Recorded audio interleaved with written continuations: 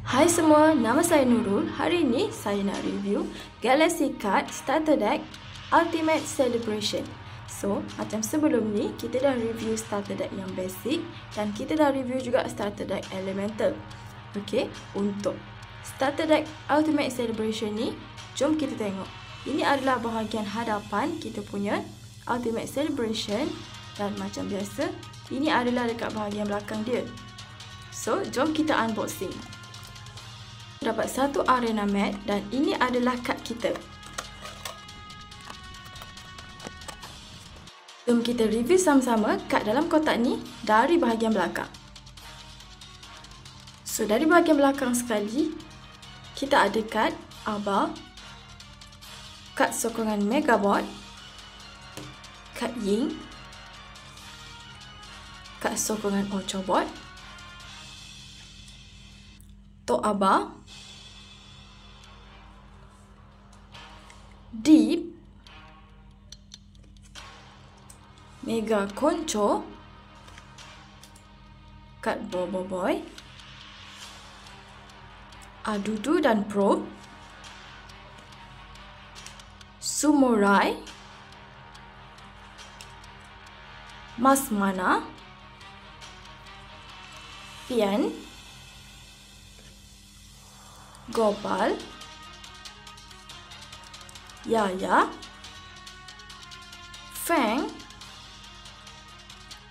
Boba Boy Frostfire,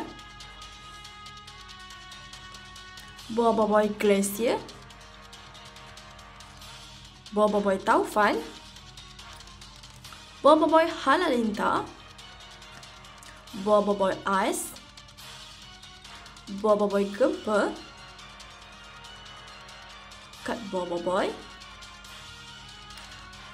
Boba Boy Blaze, Boba Boy Duri, Boba Boy Solar, dan tak dilupakan kad awesome kita untuk daun, api dan air.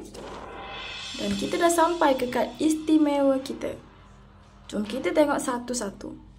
Untuk Mekamato S ada 5 bintang, HP 140, Attack 100. Ada tulis Ultimate Celebration dekat sini.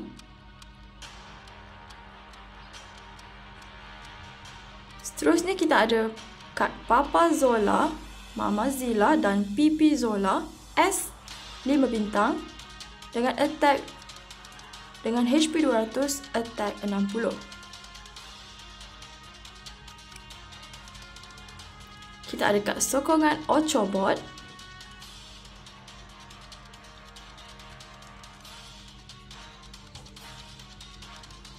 dan ada kad Boba Boy Supra dengan HP 260 dan attack 180. Untuk kedudukan dalam deck, kad Mekamato kita 10 daripada 30. Kedudukan dalam deck untuk kad Papa Zola, Mama Zola dan Pipi Zola adalah 8 daripada 30. Untuk kad Boba Boy Supra 29/30.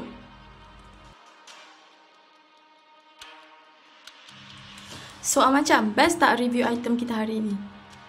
Jadi, sampai di sini saja video ini. Jumpa lagi dalam video akan datang. Bye!